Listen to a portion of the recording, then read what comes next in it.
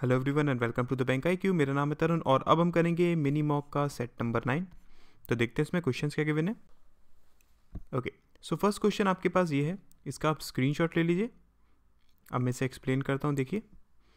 Okay, so question में क्या दिया हुआ है, उसने हमसे बोला कि Mohan who is standing at a point P is facing east direction. Okay, Mohan point P पर खड़ा हुआ है और वो कहाँ देख रहा है, ईस्ट डायरेक्शन में देख रहा है। starts moving with a speed of 6 kilometre per hour at 10:30 AM। Okay, मान लेते हैं कि ये पॉइंट है P, यहाँ पर कौन खड़ा हुआ है, मोहन खड़ा हुआ है, और मोहन की स्पीड कितनी है, वो है 6 किलोमीटर पर आवर। ठीक है, और वो किस डायरेक्शन में देख रहा है, वो ईस्ट डायरेक्शन में फेस किया हुआ है। ठीक है, और वो यहाँ से चलना स्टार्ट करता है कब, 10:30 पे। ठीक है, अब आगे उसने क्या बोला है कि he reached point Q at 11 AM। Okay, वो यहाँ से पॉइंट Q पर पहुँचता है कब, मान लेते हैं ये पॉइंट है क्या, Q, और वो कब पहुँचता है, 11 AM। तो इसका मतलब क्या है कि यहाँ से यहाँ उसने कितना टाइम चला, 30 मिनट्स, या फिर मैं बोल सकता हूँ हाफ आवर। ठीक है, तो उसने यहाँ से यहाँ बताइए कितना डिस्टेंस चल लिया होगा, वो 6 किलोमीटर पर आवर की स्पीड से चलता है, तो आधे घंटे में कितना डिस्टेंस कवर करेगा, 3 किलोमीटर्स। ठीक है, अच्छा, उसके बाद उसने बोला कि he turns 90 degree anticlockwise direction and walks till 12:20 PM। Okay, अब वो यहाँ से anticlockwise direction 90 degree move करता है। तो देखिए अभी वो कहाँ देख रहा है, इस डायरेक्शन में देख रहा है ना। तो अगर एंटी क्लॉकवाइज डायरेक्शन मूव करेगा मतलब इस डायरेक्शन मूव करेगा, और कितना मूव कर रहा है, 90 डिग्री, तो अब वो कहाँ फेस करेगा, नॉर्थ में फेस करेगा।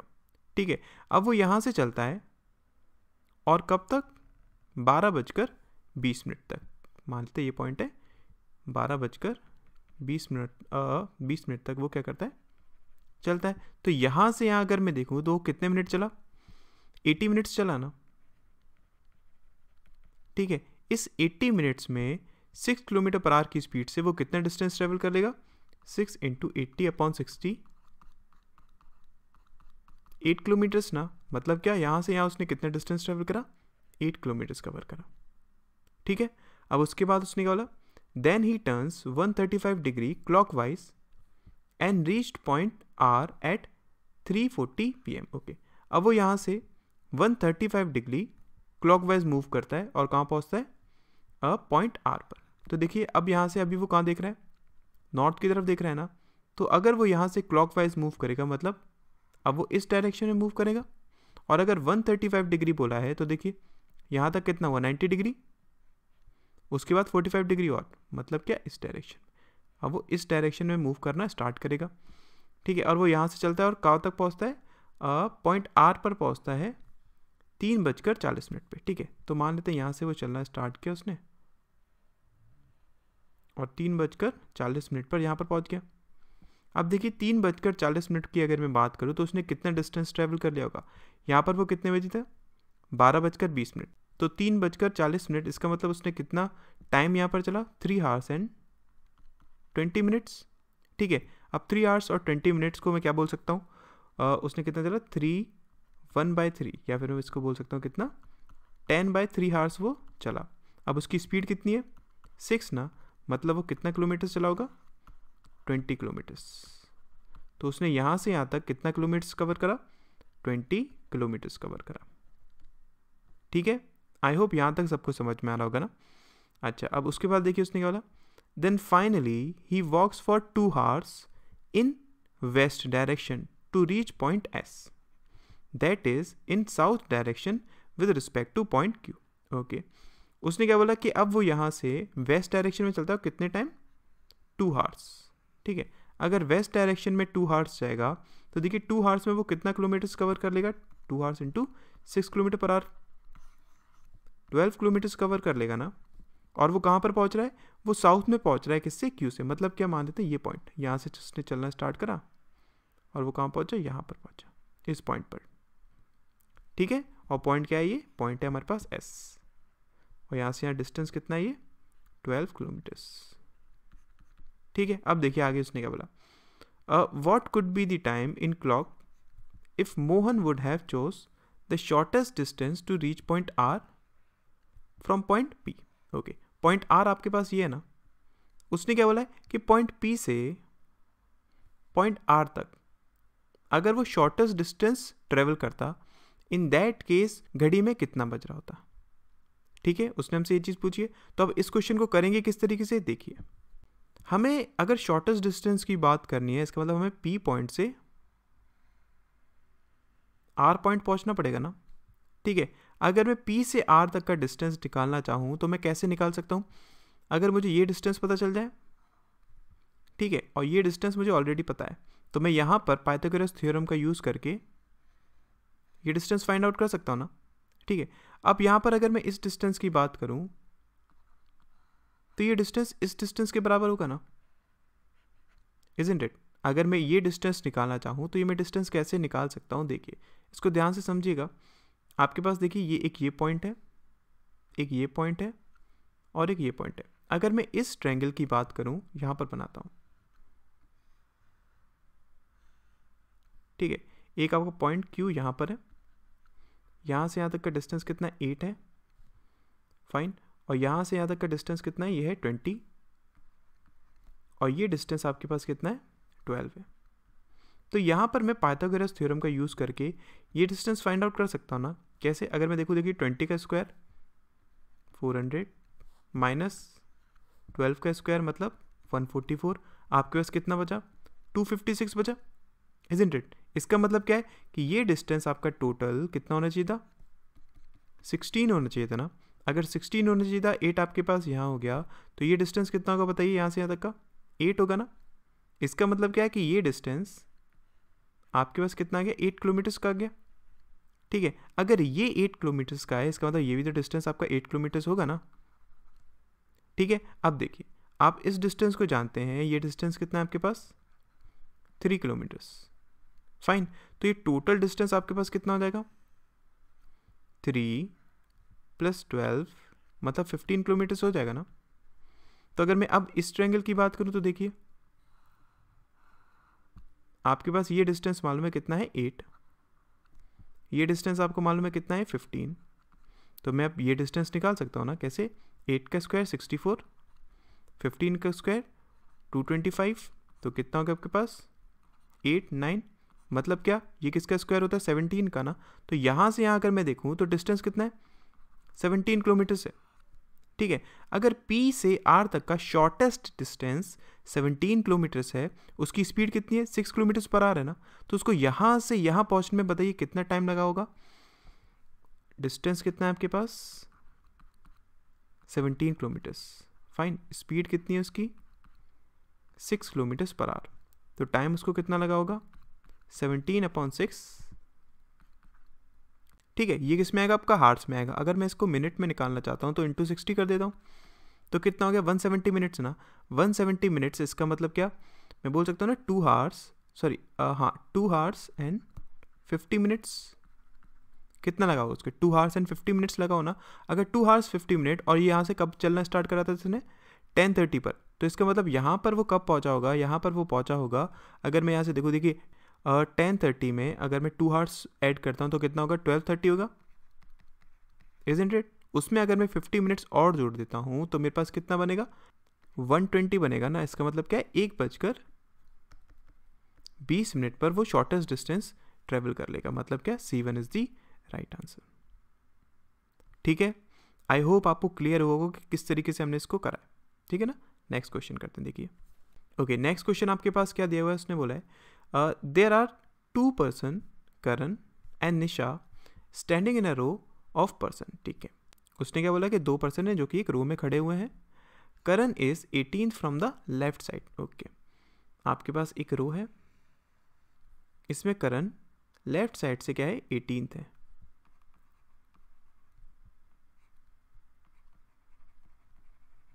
ठीक है, and Nisha is 25th from the right side of the row. Okay, और निशा यहां से 25th है, और उसने क्या बोला कि if they interchange their positions Nisha becomes 40th from the right. अगर ये अपनी पोजीशन को चेंज कर देते हैं, इन दैट केस निशा की पोजीशन जो नहीं हो जाएगी वो राइट हैंड से कितनी है, 40 है। ठीक है, उसने हमसे ये चीज़ बोली, अगर ये अब पोजीशन को चेंज करते हैं, मतलब करण अब यहाँ पर आ जाएगा। तो उसने हमसे क्या बोला है कि how many person are standing between Karan and Nisha, Karan और निशा के बीच में कितने पर्सन है, हमें ये चीज़ फाइंड आउट करनी है। तो ये हम किस तरीके से कर सकते हैं, आइए देखिए। अगर मैं यहाँ पर बात करूँ, आप टोटल पर्सन निकाल सकते हैं कि नहीं निकाल सकते हैं। देखिए अगर मैं इस पोजीशन की बात करूँ, इस पोजीशन में देखिए यहाँ से कितनी पोजीशन है इसकी, 18th है, और यहाँ से इसकी पोजीशन क्या है, 40th है। तो हम जानते हैं क्या, जब कभी भी आपकी रो में एक पोजीशन दो साइड से गिवन होती है तो हम टोटल नंबर ऑफ पर्सन निकाल सकते हैं ना। कैसे, 18 + 40 - 1, मतलब ये कितना हो जाएगा आपके पास, 57 हो जाएगा। ठीक है, तो टोटल नंबर ऑफ पर्सन आपके पास कितने आ गए, 57 आ गए। अब मुझे अगर इन दोनों के बीच की number of person find out करना है तो मैं 57 में से इन 18 को सब्सट्रैक्ट कर दूं प्लस इन 25 को सब्सट्रैक्ट कर दूं, तो इनके बीच के लोग आ जाएंगे ना मेरे पास। मतलब क्या, 57 - 18 + 25, तो ये कितना हो जाएगा आपके पास, 3143। अगर मैं इसमें से सब्सट्रैक्ट करूंगा तो मेरे पास कितना मिलेगा, 14 आएगा ना। तो इसका राइट आंसर क्या हो जाएगा, D1 is the right answer. ठीक है, आई होप आपको समझ में आया होगा ना, क्लियर हुआ। ओके, नेक्स्ट क्वेश्चन देखते हैं। देखिए ओके, सो यहाँ पर आपके पास एक DS का क्वेश्चन गिवन है। इसमें क्या दिया हुआ है, उसने हमसे बोला है कि how is the sentence yes I know something coded in the given language. आपके पास एक सेंटेंस दिया हुआ है, आपसे पूछा है कि उसका कोड क्या होगा। आपके पास दो स्टेटमेंट्स हैं, आपको चेक करना है वो आपका आंसर किससे आएगा। फर्स्ट स्टेटमेंट को अगर मैं चेक करूँ, उसने क्या बोला कि इन द गिवन लैंग्वेज, यहाँ पर आपको दिया हुआ है। देखिए अब आपको येस आई नो समथिंग का कोड चाहिए ना। तो अगर मैं देखूँ येस यहाँ पर कहाँ कहाँ गिवन है, इधर नहीं गिवन है, इधर नहीं गिवन है, इधर गिवन है। ओके, आई की अगर मैं बात करूँ तो आई आपका सिर्फ यहाँ पर गिवन है। ठीक है, नो की अगर बात करूँ तो नो यहाँ पर भी गिवन है, नो यहाँ पर भी गिवन है, और नो यहाँ पर भी गिवन है। इसका मतलब एक चीज़ तो कन्फर्म है, आप नो का कोड तो फाइंड आउट कर सकते हैं यहाँ से, इजंट इट। अगर मैं देखूँ तो नो का कोड मैं यहाँ से फाइंड आउट कर सकता हूँ। नो का कोड क्या हो जाएगा, अगर मैं इन तीनों में कॉमन को देखता हूँ तो क्या कॉमन मिल रहा है, देखिए यहाँ पर KA, यहाँ पर KA, और यहाँ पर भी क्या है, KA। तो नो का कोड तो हमें पता चल गया कि क्या है, KA है। लेकिन अगर मैं और किसी का पता करना चाहूँ, जैसे कि समथिंग का मुझे नहीं पता चलेगा, या फिर सिर्फ येस का मुझे नहीं पता चलेगा, ज़्यादा से ज़्यादा मैं यहाँ पर क्या पता कर सकता हूँ कि येस नो समथिंग का कोड क्या है। किस तरीके से, देखिए हम अगर यहाँ पर देखें और यहाँ पर देखें तो ये दोनों चीज़ क्या है, हमारे पास कॉमन है ना। लेकिन हम नो का कोड जानते हैं कि क्या है, इजंट इट। तो अगर मैं इसमें देखूँ और इसके कोड में देखूँ तो देखिए क्या क्या चीज़ कॉमन है, यहाँ पर और यहाँ पर आपके पास LA और LA, ये चीज़ और कॉमन है ना। इसका मतलब क्या है कि U का कोड क्या होगा, LA होगा। तो यस नो समथिंग, आप इसका कोड तो फाइंड आउट कर सकते हैं, लेकिन आई का कोड आपके पास नहीं पता चल पाएगा। तो इस वजह से सिर्फ फर्स्ट से मैं आंसर को फाइंड आउट नहीं कर सकता हूँ। अगर मैं सेकंड को देखता हूँ, देखिए सेकंड में उसने क्या बताया, समवन नोज समथिंग। यहाँ से नो समथिंग का आप निकाल सकते हैं, थोड़ा बहुत आपको आइडिया लग जाएगा। और नो एवरीथिंग यहाँ पर दिया हुआ है। तो अगर मैं यहाँ से देखूँ, यहाँ तो कहीं पर भी आपके पास आई गिवन ही नहीं है, तो सेकंड से तो आप आंसर को फाइंड आउट नहीं कर सकते, ये चीज़ कंफर्म हो गई, इजंट इट। लेकिन अगर मैं फर्स्ट और सेकंड दोनों को जोड़ता हूँ, इन दैट केस क्या मैं आंसर को फाइंड आउट कर सकता हूँ। देखिए फर्स्ट से आपको यस नो और समथिंग का कोड पता चल रहा था कि क्या हो सकता है, DA KA और SA, ये मिल गया था ना। आपको बस चाहिए किसका, आई का कोड चाहिए। आप आई का कोड किसी तरीके से निकाल सकते हैं। देखिए आई अगर मैं देखूँ तो आई यहाँ पर तो कहीं पर भी नहीं है। इसका मतलब क्या है कि आई का कोड हम कॉमन देखकर तो नहीं निकाल सकते हैं, लेकिन आप नो का कोड जानते हैं। अगर आपको एवरीथिंग का कोड पता चल जाए, इन दैट केस आप आई का कोड निकाल सकते हैं ना। अगर मैं यहाँ देखूँ, देखिए एवरीथिंग आपके पास यहाँ है, फाइन, और एवरीथिंग आपके पास यहाँ है, तो यहाँ से और यहाँ से आप कॉमन निकाल सकते हैं ना। क्या क्या कॉमन है, देखिए इसमें आपके पास EA कॉमन है, फाइन, और KA कॉमन है। KA हम जानते हैं KA कोड किसका है, नो का है। इसका मतलब क्या, एवरीथिंग का कोड क्या होगा, EA होगा। ठीक है, इसका मतलब क्या है, अगर मैं यहाँ से देखूंगा तो GA कोड किसका हो जाएगा, आई का ना, तो अगर हम इसमें GA जोड़ देंगे तो ये हमारे पास किसका कोड आ जाएगा, जो हमसे यहाँ पर पूछा हुआ है। इसका मतलब क्या है कि फर्स्ट प्लस सेकंड इन दोनों को जोड़कर ही मैं आंसर को फाइंड आउट कर सकता हूँ। ठीक है, नेक्स्ट क्वेश्चन देखते हैं। देखिए ओके, नेक्स्ट उसने क्या बोला कि there is a group of 5 person, उनके नाम यहाँ दिए हुए हैं। How many of them are taller than D, D से टॉलर कितने हैं हमें ये बताने, मान लेते हैं इस डायरेक्शन में इंक्रीजिंग ऑर्डर में। तो देखिए फर्स्ट स्टेटमेंट से क्या बताया उसने हमसे कि at least 3 person are taller than C, कम से कम 3 लोग टॉलर है किससे, सी से। ठीक है, या तो इसकी ये पोजीशन हो सकती है या फिर 1 2 3 4 सी यहाँ पर आ सकता है। और उसने बोला कि A is not the tallest, A tallest नहीं है। ठीक है, D is taller than A, D taller है किससे, ए से। अब यहाँ पर अगर मैं देखूँ तो डी की पोजीशन तो फिक्स ही नहीं हो पाएगी ना, इज़न्ट इट, डी यहाँ पर भी आ सकता है, डी यहाँ पर भी आ सकता है। तो सिर्फ फर्स्ट से तो मैं आंसर को फाइंड आउट नहीं कर सकता हूँ। सेकंड से अगर मैं देखूँ तो सेकंड में उसने हमसे क्या बोला कि E is taller than B, E taller है किससे, बी से। और A is taller than B, और ए टॉलर है किससे, बी से। और E is shorter than D, E shorter है किससे, डी से। मतलब क्या, डी आपका यहाँ पर आएगा, ये चीज़ हमें कंफर्म है। फाइन, तो अगर मैं यहाँ पर देखूँ तो आप क्या डी की पोजीशन को फिक्स कर सकते हैं। इसमें भी अगर मैं देखूँ तो 1 2 3 4 5, आप चाहे तो डी को यहाँ पर पुट कर सकते हैं, इज़न्ट इट। आप चाहे तो डी को यहाँ पर भी पुट कर सकते हैं। कैसे, अगर मैं डी को यहाँ पर पुट करता हूँ, मान लेते हैं ई यहाँ पर आ गया, ए यहाँ पर आ गया और बी यहाँ पर आ गया, बचा क्या हमारे पास, सी, सी को हमने यहाँ पर पुट कर दिया। अगर मैं डी को यहाँ पुट करता हूँ, मान लेते हैं हमारे पास ए यहाँ है, ई यहाँ, बी यहाँ, सी यहाँ, तो देखिए डी की पोजीशन फिक्स नहीं हो पा रही है ना। इसका मतलब क्या है कि सिर्फ सेकंड से भी मैं आंसर को फाइंड आउट नहीं कर सकता हूँ, लेकिन अगर मैं फर्स्ट और सेकंड को जोड़ता हूँ, इन दैट केस क्या मैं आंसर को फाइंड आउट कर सकता हूँ। देखिए अगर मैं देखूँ मेरे पास क्या 5 पोजीशन है ना, 1 2 3 4 5। अगर मैं टॉलेस्ट पर्सन की बात करूँ तो टॉलेस्ट पर्सन कौन हो सकता है। अब दोनों की कंडीशन हम चेक करेंगे। क्या आपका ए हो सकता है, नहीं, ए नहीं हो सकता। बी हो सकता है, नहीं, बी भी नहीं हो सकता। ई हो सकता है, नहीं, ई भी नहीं हो सकता। सी हो सकता है क्या, नहीं, सी भी नहीं हो सकता। तो टॉलेस्ट कौन होगा फिर, डी ही बचाना हमारे पास। इसका मतलब क्या है कि अगर मैं फर्स्ट और सेकंड दोनों को जोड़ता हूँ, इन दैट केस में डी की पोजीशन को फिक्स कर पाऊंगा, तो मुझे पता चल जाएगा कि डी से टॉलर कितने हैं। डी से टॉलर कोई नहीं है, डी खुद ही टॉलर है। ठीक है ना। ओके, नेक्स्ट क्वेश्चन देखते हैं। देखिए फाइन, तो नेक्स्ट आपके पास एक स्लॉग का क्वेश्चन के बिना उसने बोला कि सम बॉक्स आर नट्स, कुछ बॉक्स क्या हैं, नट्स हैं। Okay, box. उसके बाद सम नट्स आर बर्गर्स, कुछ नट्स क्या हैं, बर्गर्स हैं। ठीक है, उसके बाद सम बर्गर्स आर नॉट पेस्ट्रीज, कुछ बर्गर्स पेस्ट्रीज नहीं है। ओके, उसके बाद सम पेस्ट्रीज आर नॉट स्वीट्स, कुछ पेस्ट्रीज स्वीट्स नहीं है।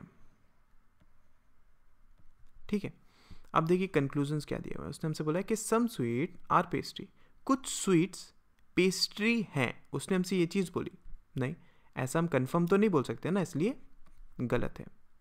ठीक है, उसके बाद नो बर्गर इज़ अ नट, कोई भी बर्गर नट नहीं है, ये भी गलत है। क्यों, क्योंकि हमें ऑलरेडी पता है कि कुछ आपके नट्स बर्गर हैं, तो इसका मतलब क्या, ये भी गलत हो जाएगा। उसके बाद no pastry is a burger, कोई भी पेस्ट्री बर्गर नहीं है। यहाँ अगर देखूँ तो मुझे लग रहा है कि ऐसा है, लेकिन ऐसा क्या हमेशा होगा, नहीं होगा ना। क्यों, अगर मैं चाहता इसको इस तरीके से तो बना सकता था कि बर्गर ये है, मान लीजिए ये वाला पार्ट बर्गर का, पेस्ट्री नहीं है, मैं ये चीज़ बना सकता था ना। इसका मतलब क्या है कि no pastry is a burger, ये गलत। ठीक, उसके बाद सम नट्स आर बॉक्सेस, कुछ नट्स बॉक्सेस हैं। उसने हमसे बोला कि कुछ नट्स क्या हैं, बॉक्सेस हैं। तो देखिए हाँ, ये चीज़ तो एकदम ट्रू है, कुछ नट्स क्या है, बॉक्सेस है ना, तो ये क्या है, सही है। ठीक है, तो आई होप ये चीज़ आपको समझ में आई होगी ना।